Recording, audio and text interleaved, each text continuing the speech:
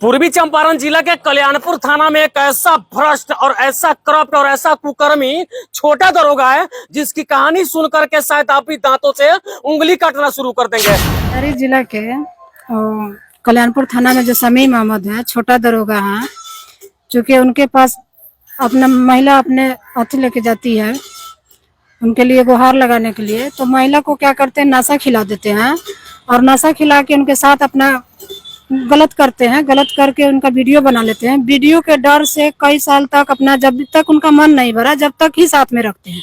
उसके बाद जब मन भर गया उसके बाद में लात मार के भगा देते हैं। चूँकि उसके शिकार मैं भी हूँ, मेरे साथ भी 1.5 साल तक रखे। उसके बाद में फिर कई लड़की के साथ उनका है और हल्ला हंगामा करने पर, कानून माने अपना केस के लिए जाने पर वो धमकी देते हैं कि तुम्हारा कभी भी हत्या कर सकते हैं। दरोगा जी बयान के लिए अपने गाड़ी में बैठा के आपको ले गए? जी, हरसिद्धि लेगा तो बोले कि नहीं, थाना पे बहुत सारा लोग है कि चलिए रूम पे। रूम में गया तो बोले नाश्ता वास्ता करने वाले, नहीं सर हमको जो भी बयान लेना लीजिए, हम अपने फिर जाएंगे। उसके बाद बोले कि नहीं चाय पी लो। उसके बाद चाय में कहा पिला नहीं पिला हमको कुछ पता नहीं है। आपको दरोगा जी अपने डेरा पे चाय पिलाए और चाय पिलाने के बाद आप बेहोश हो गई, आपको कुछ भी पता नहीं लगा कहाँ है कि हम कहाँ है। उसके बाद 2:30-3 बजे तो देखे कि मेरे साथ सोए थे, तो हम उसी वक्त उठे, बोले सर क्या मेरे साथ क्यों ऐसे कर रहे हैं कि हम यहीं रह के हमको पहुँचाए नहीं आप? तो बोले नहीं हल्ला चिल्ला मत करो ना तो तुम्हारा। उसके बाद वीडियो मोबाइल खोले, मोबाइल के वीडियो दिखाने लगे कि ये देखो। हम आपका वीडियो बना लिया था? गलत काम का वीडियो बना लिया था जी। कि जब तक बिहार के थानों में इस प्रकार का रहेगा दरोगा तो न्याय कहां से होगा भैया? न्याय कैसे होगा? पूर्वी चंपारण जिला के कल्याणपुर थाना में एक ऐसा छोटा दरोगा है और इतना कुकर्मी दरोगा है जिसने हमारे सामने खड़ी शादीशुदा एक महिला को अपने प्यार के जाल में फंसाया, गंदे काम का वीडियो बनाया और वीडियो वायरल करने का नाम लेकर के वर्षों तक इनके साथ गलत संबंध बनाया। उससे पहले ये महिला न्याय के लिए एक चौकीदार के पास गई थी। पहले तो चौकीदार इनका शोषण किया और शादी का झांसा देके वर्षों वो भी गलत काम करता गया और उसके बाद थाने में बेच करके और थानेदार साहब ने इनका पूरा फायदा उठाने का काम किया। हम इनसे बात करते हैं कि आखिर मामला कैसे क्या हुआ था, क्यों इनको चौकीदार के पास जाना पड़ा, उसके बाद क्या जरूरत थी कि इनको थानेदार के पास जाना पड़ा, उस बारे में जानने का प्रयास करते हैं। क्या नाम है आपका? जी समीमा। अच्छा, ऐसा क्या हुआ था कि आप जो है चौकीदार के पास पहले गई थी? देखिए चौकीदार के पास गए नहीं थे, चौकीदार खुद मेरे चचानी से बातचीत करता था। उसके बाद मेरे चचानी से ही नंबर लेके वो मेरे हस्बैंड के पास फोन करके उल्टा सीधा बोल के वहाँ से हमको तलाक दिलवा दिए। अच्छा, यानी कि पहले अपने हस्बैंड को ही भड़का दिया? जी, वहाँ से तलाक दिलवा दिया। उसके बाद में रोना धोना बहुत किए, बोले कि नहीं, हम उनसे भी लड़ाई किए कि क्यों मेरे हस्बैंड को ऐसा बोले, तो बोलने लगे कि नहीं हमको शादी करना है, हमको शादी करना है। मुस्लिम बने थे, क्योंकि एक बार भी नहीं बोले कि हम हिंदू घर से हैं।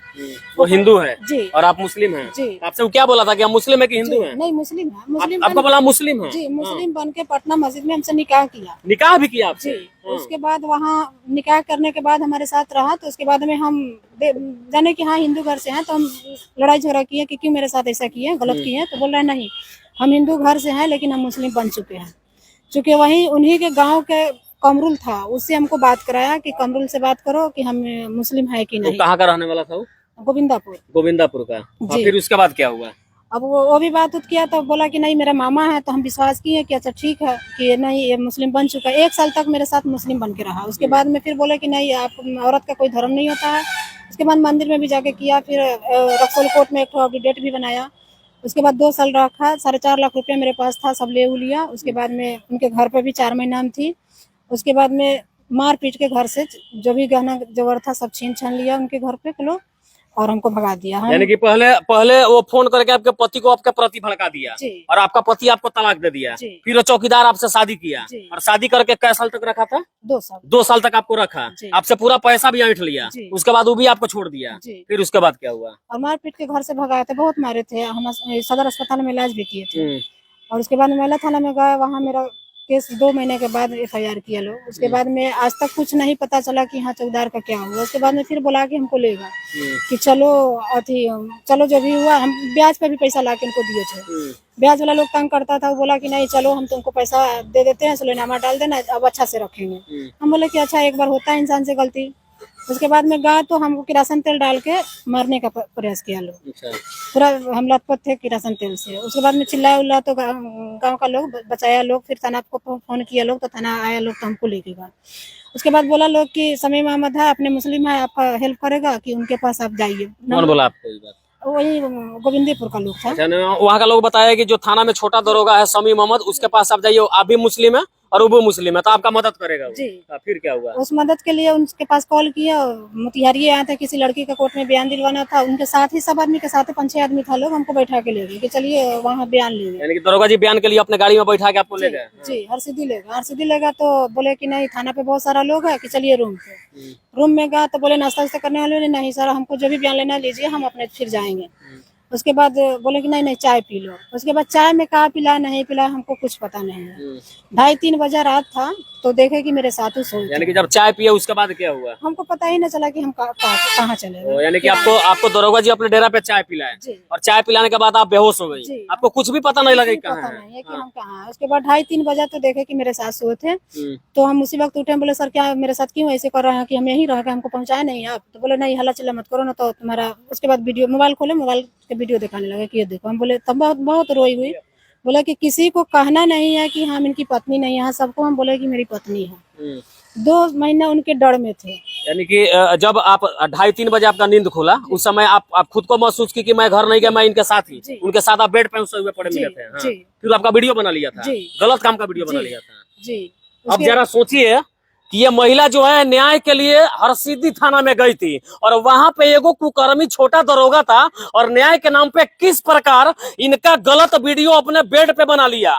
जरा सोचिए कि जब तक बिहार के लगभग कोई किसी थाने में, ध्यान से सुनिएगा इस बात को, कि जब तक बिहार के थानों में इस प्रकार का रहेगा दरोगा तो न्याय कहां से होगा भैया? न्याय कैसे होगा? किसके पास न्याय के लिए जाएंगे? और उसके बाद वीडियो बनाने के बाद क्या किया? उसके बाद डराने लगे, धमकाने लगे कि तुम वीडियो वायरल कर देंगे। चूंकि उसका शकल उनका नहीं था, सिर्फ उनका बदन था, शकल नहीं था। शकल मेरा यानी कि था। अच्छा आपके शरीर का पूरा वीडियो था उसके पास और उसका चेहरा नहीं था लेकिन उसका भी वीडियो था। जी। हाँ। तो मैं इस डर से 2 महीना तक थी, बहुत रोती कलपती रही कि जब बताइए हम तो एक जगह खुद दर दर के ठोकर खा रहे हैं, फिर आप सर क्या मेरे साथ कर रहे हैं? कर रहे कुछ नहीं, तुमको हम रखेंगे, मुस्लिम है, हिंदू था, ये था, बहुत गाली वाली बकते थे कि वो पसवान थे, बोले कि वो पसवान है, ये है, वो गंदा खाने वाला है, बहुत तरह का बात। उसके बाद में बोले कि अगर तुम उसके पास जाएगी ना, उसके पास जाना ही नहीं है, उसके पास तुम जाएगी तो तुमको मार देंगे, फेंकवा देंगे, हमको नौकरी का डर नहीं है, हमको कुछ नहीं है, हमारे पास इतना औकात है, तुमको खिला लेंगे, बहुत तरह। जी। 2 महीने तो उनके डर से थे। उसके बाद बोले कि अच्छा जो करे, चूंकि वो हमारी उम्र के भी नहीं तो वो एजेड है, फिर भी हम बोले कि अच्छा अब तो घर से पैर निकाल चुके हैं तो कहीं ना कहीं तो हमको जगह चाहिए रहने का। उसके बाद उनके साथ हम रहने लगे, तो फिर बोले कि नहीं तुम निकाह कीजिए। तो बोले अच्छा ठीक है, हम लोग को दुनिया वाले को दिखाना नहीं है कि हम निकाह जायज रिश्ता तुम्हारा हम कर देंगे। शुक्रवार दिन था, गए, आए 2:30-3 बजे, बोले कि तुम्हारा काम कर दिए। बोले ये कौन सा काम कर दिए कि जो हमसे कोई पूछताछ नहीं हुआ? तो बोल रहे कि नहीं हम जा रहे थे, तुमको इमाम साहब से बात कराए, तुमको विश्वास नहीं है तो गए, तो हमको किससे बात कराए, उन्हीं का दिल ईमान जानता है। बोले कि तो हमसे बात किए, बोले इमाम साहब कि नहीं निकाह हम पढ़ाएं कि टेंशन मत लीजिएगा। तो हम उनसे भी बोले थे कि ये कौन सा निकाह होता है, मैंने 2 ही टूम ज्यादा भी बात हम नहीं किए थे। उसके बाद फिर जब हमको 11 महीना हरसिद्धि में रखे। यानी कि हरसिद्धि थाना में ही जब वो पोस्टिंग था तब से सारा कांड हुआ। आप कितना दिन उसके साथ रही? उनके साथ 1.5 साल तक थे। 1.5 साल तक रही, यानी कि पति पत्नी का जो रिश्ता होता है उस तरह से। क्योंकि हरसिद्धि बाजार में सब कुछ जानता है कि इनकी पत्नी है, वहाँ पूरा लोग, वहाँ का लोग भी जानता है। जी सब कोई जानता है। अभी दरोगा जी कहाँ है? अभी कल्याणपुर में, जब कल्याणपुर बदली हुआ तो कल्याणपुर में भी गए थे। कल्याणपुर आप गई थी कि नहीं गई थी? हाँ गए थे, 2.5 महीना दिन वहाँ भी रहे। 2.5 महीने वहाँ भी रही? जी, कल्याणपुर में ही रहे, मंगलापुर में, सुभान भाई के डेरा में। नीचे बंधन बैंक है, ऊपर हम लोग रहते थे। फिर उसके बाद जब उनकी पत्नी को भी पता चला, हम भी इनको बहुत बोले कि एक तो खुद हम वहाँ सब बीवी बच्चा वाला लोग था कि हमारा ये हाल हुआ, हमारा पीटा भगाया लोग, वहाँ मेरा गुजारा नहीं, फिर आपके पास भी नहीं होगा तो नहीं हमारे पास होगा, क्यों नहीं, हमारे पास इतना औकात है, खिला लेंगे। अभी तो 10 साल मेरा नौकरी है, नौकरी पे लेके रहेंगे, उसके बाद तुम्हारे लिए भी घर बनाएंगे, उसका भी घर बन ही चुका है, बने बहुत तरह का बात बोलने लगे। उसके बाद झांसा देता था, फंसाता था और एंगल से भी। उसके बाद फिर मोतिहारी भी हमको रखता था, दलू भाई के मकान में।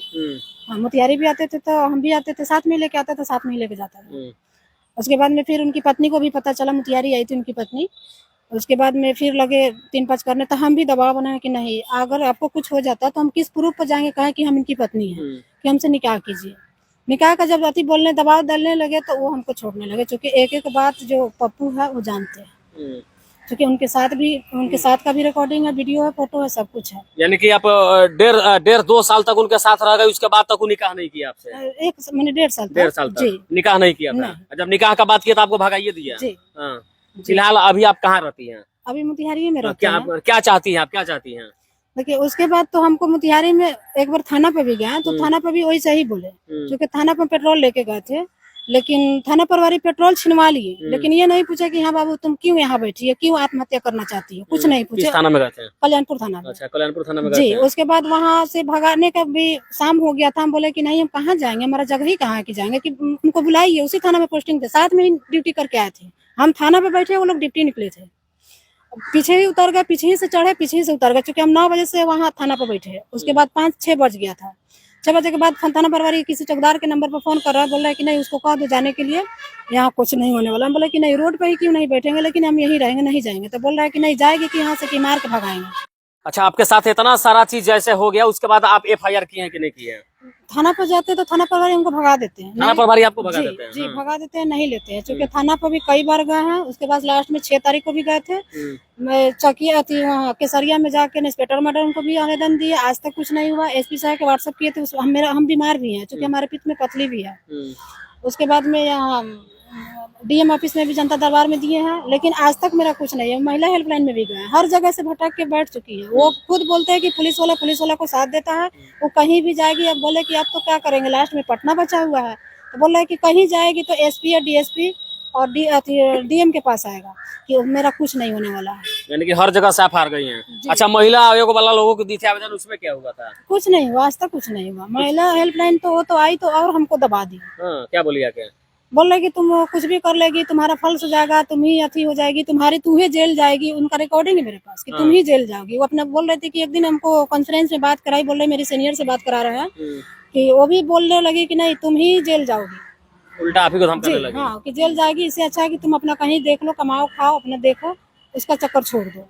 और बाकी आप जिस तरह से इनकी बातों को सुन रहे थे, जरा सोचिए और गौर और विचार करिए अपने आप में कि कहां पे कोई न्याय के लिए जाएगा। सबसे पहले जो चौकीदार था, कुकर्मी चौकीदार ही बोलेंगे, उसने पहले फोन करके इनके पति को इनके प्रति भड़का दिया, और उसके बाद खुद अपना संबंध बनाने के लिए इनके साथ शादी का ढोंग रचा करके सालों तक रहा। उसके बाद जब ये न्याय के लिए थाने में गई, तो थाने में भी ऐसा छोटा दरोगा मिला जो उससे भी बड़ा कुकर्मी निकला। ऐसा इसलिए कहना पड़ रहा है कि ये लगभग 1.5 वर्षों तक आपके साथ रहा।